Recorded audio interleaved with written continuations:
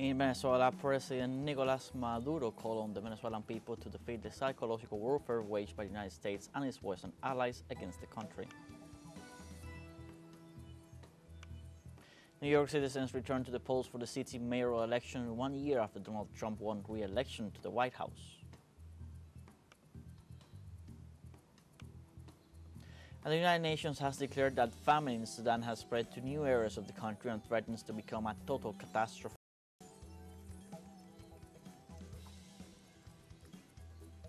Hello, welcome from the South. I'm Luis Alberto Matos from the teleSUR studios in Havana, Cuba. We begin the news.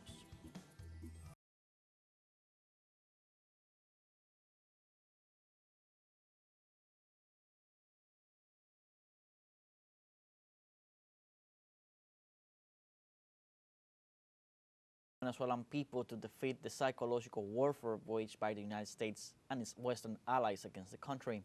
The Venezuelan president denounced the Western media campaign aimed at destroying the nation and emphasized that the response must be constructive and national unity.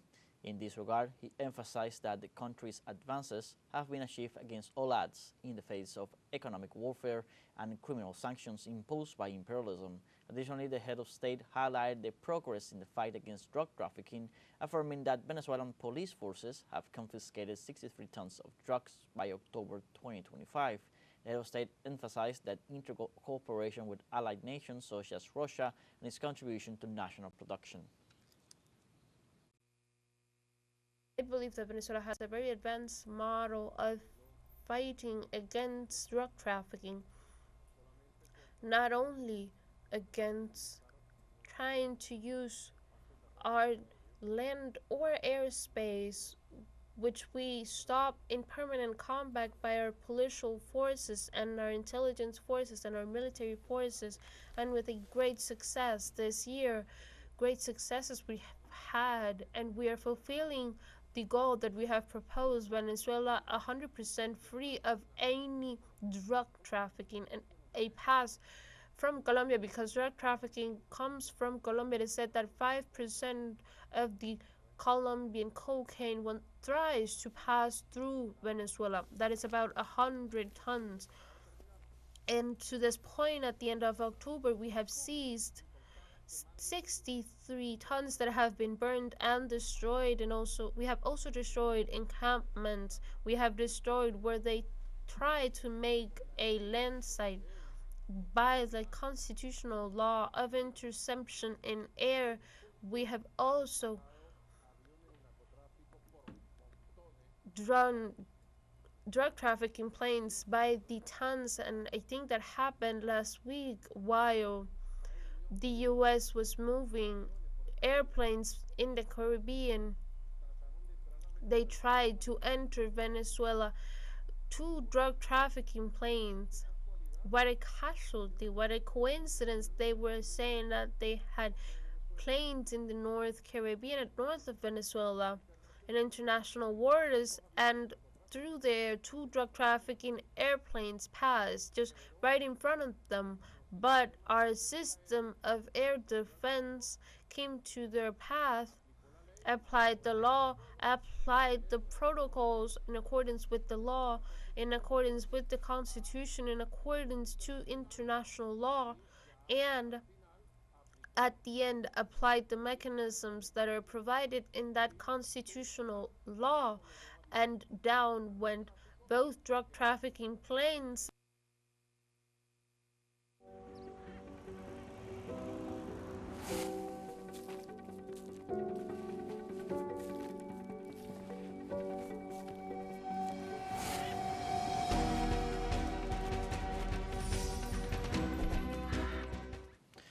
Venezuela on the Move invites you to discover how the women of Rayanteras commune keep an age-old tradition alive, cassava bread. This unique food links the economy and identity of the people of Cupira in eastern Venezuela. From there, Álvaro Fragua brings us a new story.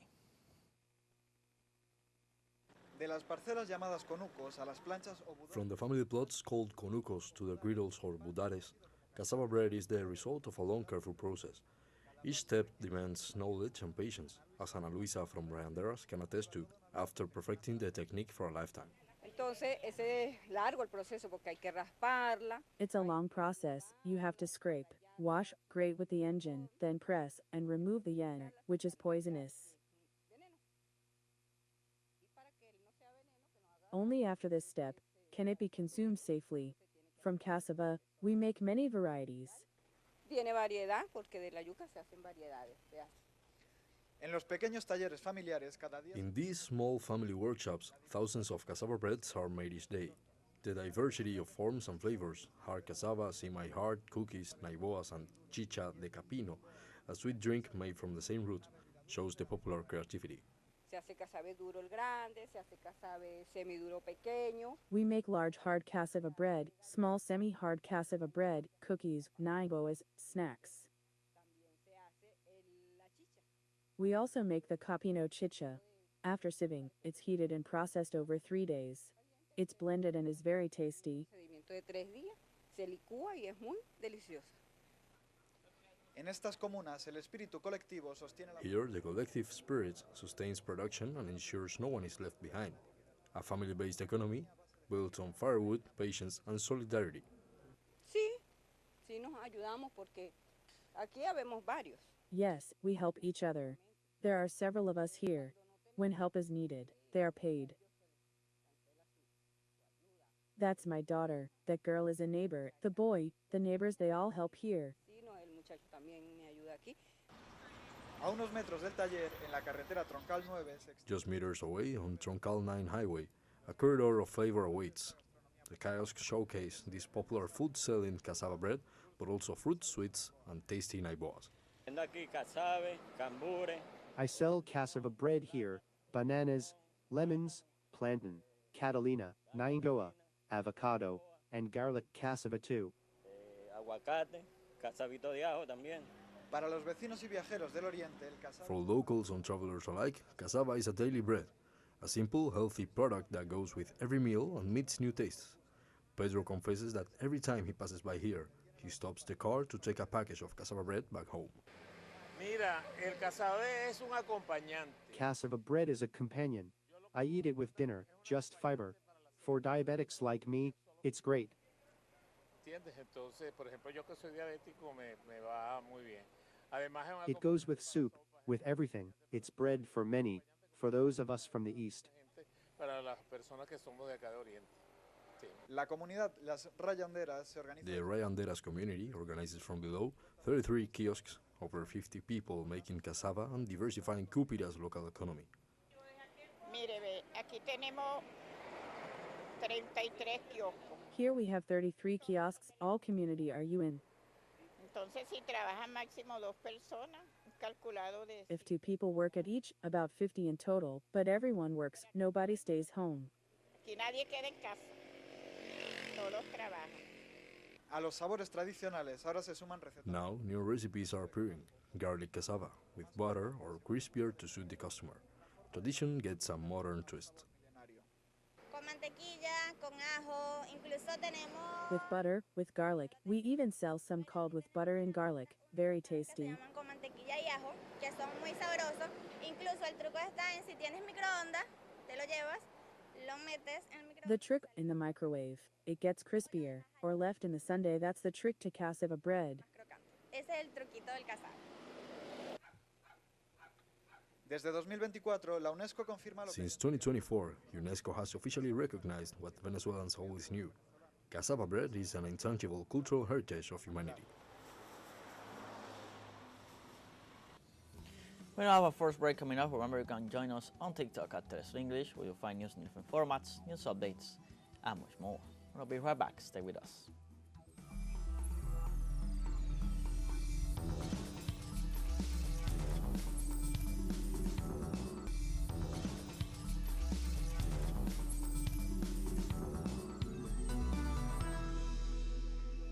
Welcome back.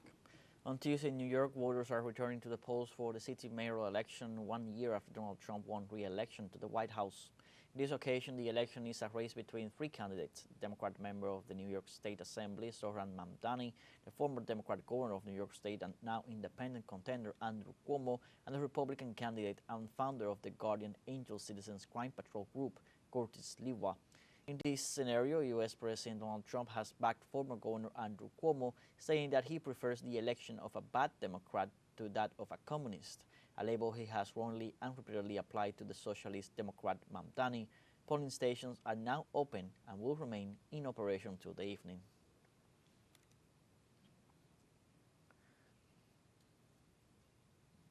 Also in the States, Republicans have rejected a proposal for food aid to address the hunger crisis affecting over 47 million citizens. The proposal was made by Democratic senators just as the country reached day 35 of the government shutdown, with millions being impacted by the crisis.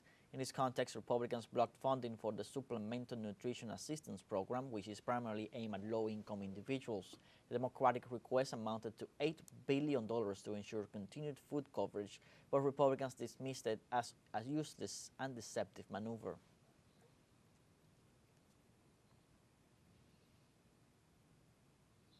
And President Donald Trump's aggressive policies on the line, $90 billion obtained from new tariffs and the stability of trade relations are what is at stake.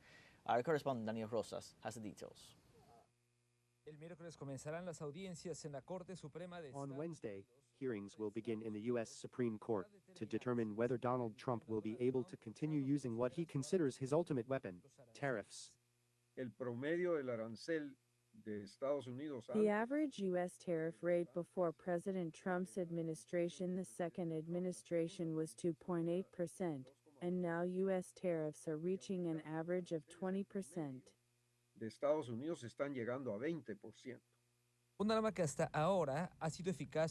weapon that has so far been effective for the occupant of the White House, as practically all countries, with the exception of China, have sat down at the negotiating table, but this weapon is not immune to risks. For example, inflation. We have not reached that point yet, as the tariffs have not fully impacted the United States, so inflation remains low, for now. But just like the real estate and technology bubble, it could have a global impact if it bursts. If an inflationary process is unleashed in the United States, it will have to be corrected, and the way to correct high inflation is by causing a recession, that is, by slowing down the economy. And that could be disastrous, in my opinion, for the global economy. The use of tariffs as a negotiating weapon may seem like a macroeconomic problem, but it is setting off alarms among small business owners in the US capital. Practically all the politicians benefit from the negotiations carried out by the president, but the one who produces all of this does not benefit. So, it's fine for prices to rise, but the wages of those who produce all of this should also rise.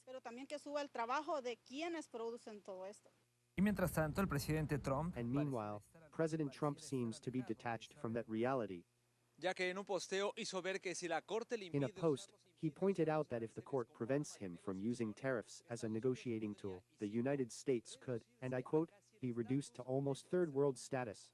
En la Cámara, Batista García, Daniel Rosas, teleSUR, Washington, D.C., Estados Unidos. A presidential candidate of Honduras for Libre Party, Rizzi Moncada, demanded an end to the electoral fraud being promoted by right-wing sectors ahead of the general elections on November 30th. The presidential hopeful urged the Honduran opposition to abandon their plans against the country's democratic processes. She also accused them of being looters and coup plotters, having left the nation with a debt exceeding 350% while enriching their families during their time in power. The candidate further called on the people to stop any irregularities during the 2025 general elections.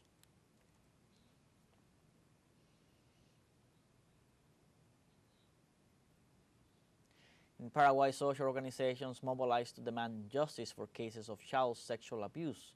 Additionally, they are calling for the judiciary to investigate one involving a former high-ranking official from the government of Santiago Peña. Our correspondent Osvaldo Sayas has the details. The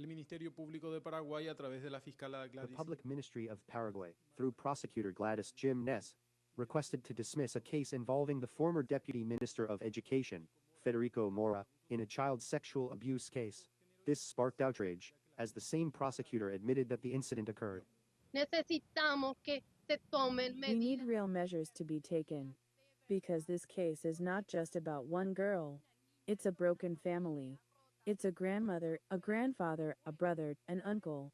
This is an entire family destroyed. Esto es toda una familia destruida. Datos oficiales dan cuenta de que el Ministerio Público Official data shows that the public ministry receives, on average, 9 daily reports of child sexual abuse in Paraguay. Y si tenemos 4.000 casos, And if we have 4,000 cases per year, what kind of multiplication do we have to make of broken and destroyed families in Paraguay? We cannot be more indifferent. This is our childhood. And if we have a broken childhood, where are we going as a country? rota, ¿dónde nos vamos a ir como país? Las juventudes y adolescencias organizadas Organized youth and adolescents demanded that the state fulfill its role as a guarantor of rights and implement an education that allows them to access information to identify and prevent cases of abuse.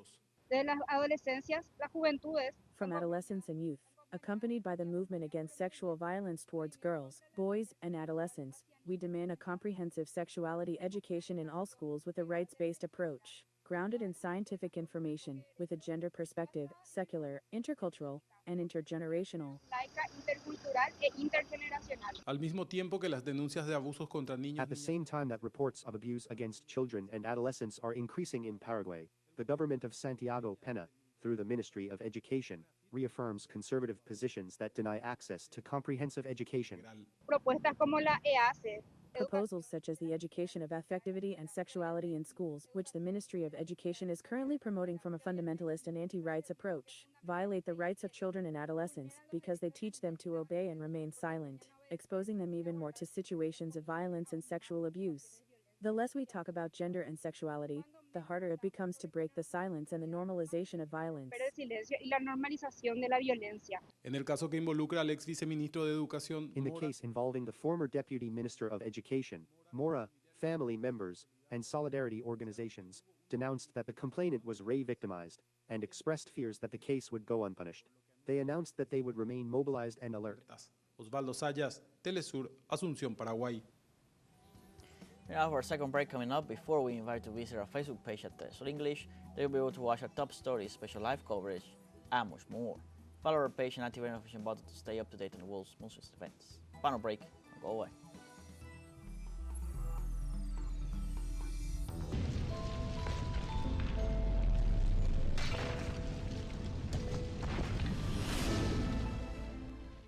Welcome back.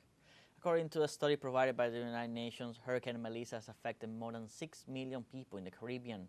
The hurricane has been described by scientists as one of the most intense ever recorded in the Atlantic Basin. The United Nations Office for the Coordination of Humanitarian Affairs estimates that 6,412,000 people have been directly affected by Melissa in Cuba, Jamaica, and Haiti, losing their homes and basic services. In Jamaica, nearly 77% of the population remains without power. In Cuba, numerous areas in the east continue to be cut off from communication, and in Haiti, agricultural damage has been described as catastrophic.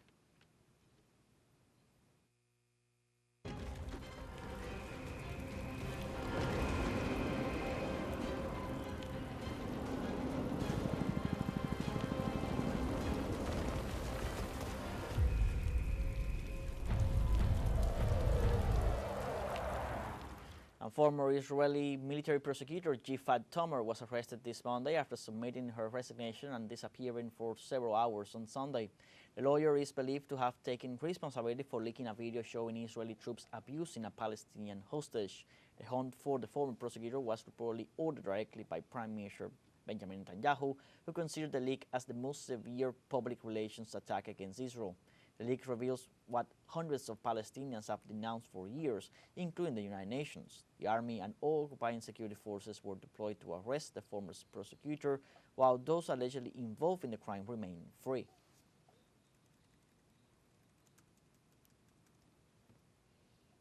And the United Nations has declared that famine in Sudan has spread to new areas of the country and threatens to become a total catastrophe. Experts predict the situation will persist over the coming month and warn that 20 regions may also face food insecurity at famine levels severity given the high number of displaced people. In this context, the Integrated Food Security Phase classification indicated that the capital of North Darfur is one of the epicenters where famine already exists an extreme condition. They also highlighted that the food crisis is expanding to Kadugli in South Kordofan.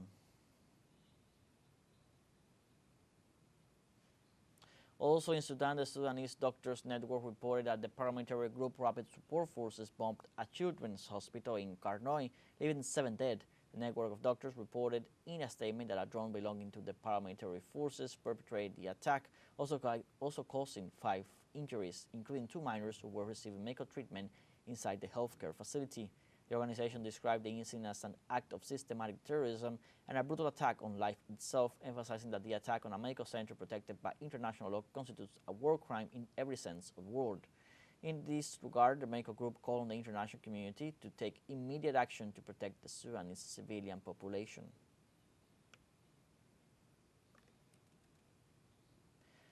And also in Sudan, at least 40 people were killed and dozens more injured in a brutal drone attack attributed to the Rapid Support Forces against a civilian gathering in North Kordofan. According to the Humanitarian Aid Commissioner of North Kordofan, drones from the Rapid Support Forces deliberately targeted the congregation in an act that reflects the brutal warfare tactics employed by these paramilitary groups. In this regard, officials noted that the death toll could increase in the coming hours, with foreign powers interfering and supporting the conflicting sides. Sudan is plunging into one of its worst humanitarian crises, with millions displaced, imminent famine, and a collapsed healthcare system. And this welcomes the end of this news brief. You can find these and many other stories on our website at telesurenglish.net. So join us on social media, Facebook, X, Instagram, Telegram, and TikTok.